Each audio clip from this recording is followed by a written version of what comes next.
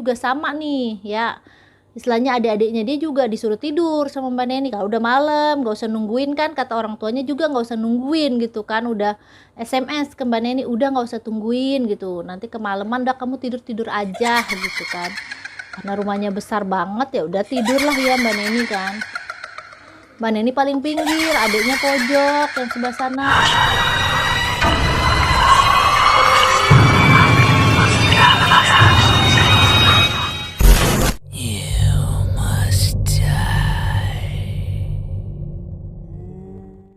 Assalamualaikum warahmatullahi wabarakatuh.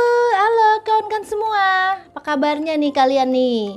Mudah-mudahan kalian semua sehat-sehat ya, karena cuacanya masih nggak menentu. Jangan lupa kawan-kawan untuk minum vitamin, karena cuaca yang ekstrim banget ya akhir-akhir ini, tiba-tiba panas, tiba-tiba hujan ya kawan-kawan ya. Oke kawan-kawan, saya udah kembali di layar kaca kalian. Tentu saja ada yang mau saya ceritain. Tapi seperti biasa, untuk yang belum subscribe, like dan komen dan share, ayo dong subscribe. Untuk yang sudah subscribe, like, komen dan share, terima kasih banyak. Yang belum, masih kita tungguin ya kawan-kawan ya untuk subscribe. Karena cerita kita akan baru-baru terus kiriman dari kawan-kawan semua. Untuk yang mau kirim cerita, bisa melalui Instagram atau Facebook Sandy Caroline ya, sama-sama ya. Instagramnya Sandy Caroline, Facebooknya Sandy Caroline, dan email kisah Sandy-nya itu adalah citranwansa9@gmail.com. Jadi kalian bisa kirimkan cerita kalian ke situ secara detail ya kawan-kawannya, biar saya bisa menceritakan kembali apa ceritanya secara detail gitu loh kawan-kawan. Oke kawan-kawan, itu aja dari saya. Langsung aja yuk ke ceritanya. Cerita kali ini diceritakan oleh teman Instagram saya. Teman Instagram saya namanya Neni, kawan-kawan. Oke, si Neni ini, Mbak Neni ini, dia mengalami sesuatu yang serem ya menurut dia. Sampai sekarang pun dia trauma. Jadi dia nggak mau tuh istilahnya ketemu atau tidur di tempat tidur yang ada kolongnya. Ya kayak dipan gitulah kawan-kawan ya, kan ada kolongnya gitu. Nah, cerita kali ini judulnya adalah Kolong Tempat Tidur Mbah. Kenapa tuh begitu tuh? Langsung aja yuk ke ceritanya. Begini ceritanya.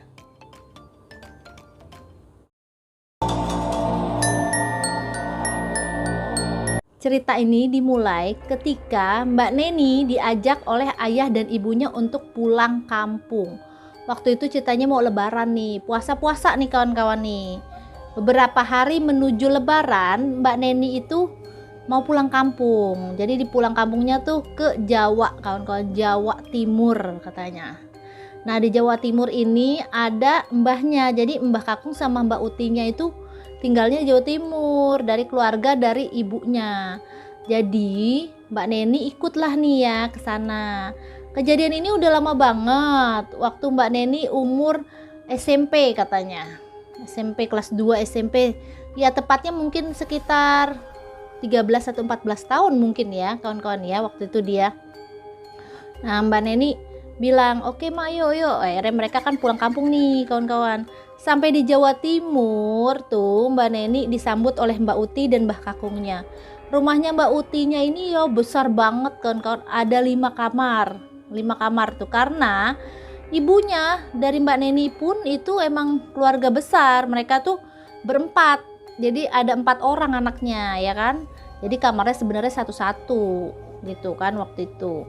Kamarnya 5, gede banget rumahnya, pokoknya besar banget. Nah, Mbak Neni tuh seneng, akhirnya nginep lah di situ Mbak Neni. Hari pertama Mbak Neni nginep di situ, Mbak Neni dikasihkan kamar gitu kan, kamar sendiri karena Mbak Neni kan udah gede, udah SMP, nggak mungkin tidurnya nyatu sama orang tuanya kan. Kawan-kawan, Mbak Neni ini 3 bersaudara ya. Saudaranya yang lain itu sebut aja Mbak A dan Mbak C, tiga-tiganya perempuan. Nah, Mbak Neni ini yang paling tua, jadinya dia anak nomor 1. Nah, mereka nih tidur di kamar itu, sedangkan orang tua Mbak Neni di kamar sebelahnya. Nah, tempat tidur yang mereka tempati itu kayak dipan gitu kan. Jadi ada kolongnya, kolong tempat tidur gitu. Kolongnya lah ya. Rumah mbahnya emang besar. Tapi belum ada lantai, jadi masih tanah gitu kawan-kawan, masih tanah, jadi belum dilantain, belum ada ubinnya gitu loh. Ya namanya di Jawa gitu kan, tapi ya adem gitu, rumahnya bagus, gede lagi gitu kan pikiran Mbak Neni. Nah hari pertama di sana nginep malam itu ya nggak ada apa-apa, karena rumahnya juga adem banget, bagus gitu kan, pikiran Mbak Neni seneng aja di sana kan. Nah hari kedua nih kawan-kawan, waktu itu Mbak Neni itu tidur di kamar itu bertiga. Awal Mbak Neni itu tidur di paling pinggir dia. Waktu itu malam Kamis kata Mbak Neni. Nah ibunya Mbak Neni ini sedang ikut kayak hajatan gitu di kampungnya itu, jadi bapak ibunya nggak ada, Mbah Utinya pun pergi nih sama Mbah Kakung katanya, sama ada pengajian juga gitu. Jadi di rumah itu cuma mereka bertiga nih kawan-kawan, karena udah malam waktu itu. Nah Mbak Neni ini memutuskan untuk tidur, Mbak A dan Mbak B juga sama nih ya, istilahnya adik-adiknya dia juga disuruh tidur sama Mbak Neni. Kalau udah malam gak usah nungguin kan, kata orang tuanya juga gak usah nungguin gitu kan, udah SMS ke Mbak Neni, udah gak usah tungguin gitu, nanti kemalaman dah kamu tidur-tidur aja gitu kan. Karena rumahnya besar banget ya udah tidurlah ya Mbak Neni kan. Mbak Neni paling pinggir, adiknya pojok yang sebelah sana, ada ya si C pojok, si A si B tuh pojok, kemudian si A di tengah waktu itu kan. Mbak Neni yang di pinggir nih. Mbak Neni tidur tuh. Mbak Neni kebangun waktu itu, dia lihat jam, ternyata waktu itu jam 11 malam tuh, udah jam 11 tuh kawan-kawan ya. Gulingnya jatuh kan, gulingnya jatuh ke bawah. Nah Mbak Neni bilang, aduh guling pakai jatuh lagi. Diambil lah dia gulingnya, ya mau nggak mau kan dia turun ya, gulingnya jatuhnya tuh di perbatasan antara kolong tempat tidurnya sama enggak, jadi ya di ini deket gitu loh, bisa diambil sama tangan sebenarnya sama dia, cuman dia harus turun dong ke tempat tidur kan. Dia turun ke lantai tuh, namanya ngantuk gitu ya, matanya masih ngantuk, dia ya gini-gini ngeraba-ngeraba ke kolong tempat tidur. Pas dia ngerabah tuh, dia bukan cuma megang guling gitu, bukan, tapi kayak ada rambut kata dia gitu, dia ngerasa megang rambut. Lah dia yang tadinya ngantuk langsung gak ngerti apa nih gitu kan, emang ada rambut di kolong tempat tidur. Lah sama dia ngelongok kan, ngeliat tuh ke kolong tempat tidur. Pas dilihat kawan-kawan, dia ngeliat itu sosok tuh kayak nenek-nenek gitu, udah tua gitu ya, terus giginya tuh kayak tajam gitu katanya, tajam, taringnya tuh ada taringnya gitu, tajam, kayak menyeringai gitu, kayak ketawa tapi tawa itu nyeringai gitu ke dia gitu, serem banget. Lah dia yang ngelihat itu kaget dong, namanya dia orang Jakarta ngeliat begituan di kolong tempat tidur tiba-tiba. Wah dia langsung nggak jadi tuh, dia ngambil guling kan, langsung dia naik ke atas, dibangunin dua saudaranya kan, si A sama si B, kagak bangun karena dia takut. Akhirnya dia memutuskan untuk tidur di tengah. Jadi si A digeser sama dia, si B di pojok, tetap dia di tengah tuh kan. Dia tidur dia tuh sampai pagi. Nah pagi tiba, dia tuh cerita nih sama ibunya. Terus ibunya bilang, kamu ngimpi kali nak gitu. Enggak bu, beneran aku tuh katanya ngeliat sosoknya tuh udah tua, katanya ada taringnya bu, aku serem deh di kolong tempat tidur itu gitu. Kamu itu katanya mimpi, orang ibu aja semalam pulang jam 10 kok katanya, nggak ada apa-apa. Kamu mah katanya mimpi aja kata ibunya gitu. Aduh bu, aku takut ntar malam tidur. Ya udah kamu tidur di tengah aja kata ibunya gitu kan.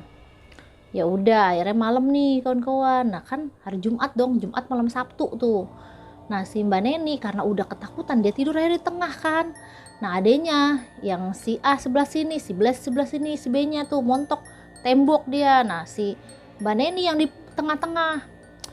Katanya si A gini, lagian mbak katanya ada-ada aja, katanya mana ada sih mbak, katanya kayak gitu-gitu, lebay mbak mah katanya gitu.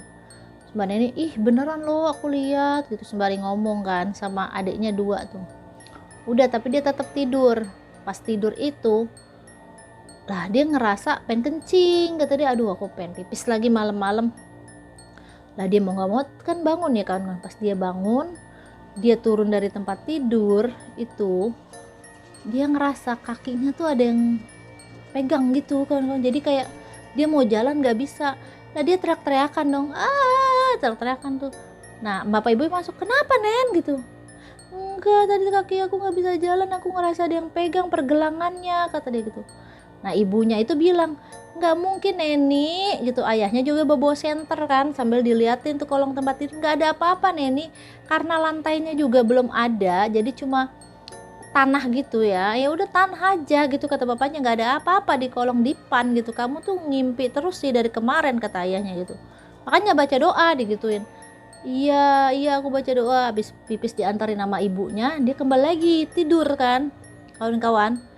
Nah besok paginya, kalian mau tahu Mbak Neni itu dibangunin sama adiknya si A, karena dicariin tuh kemana-mana Mbak Neni nggak ada.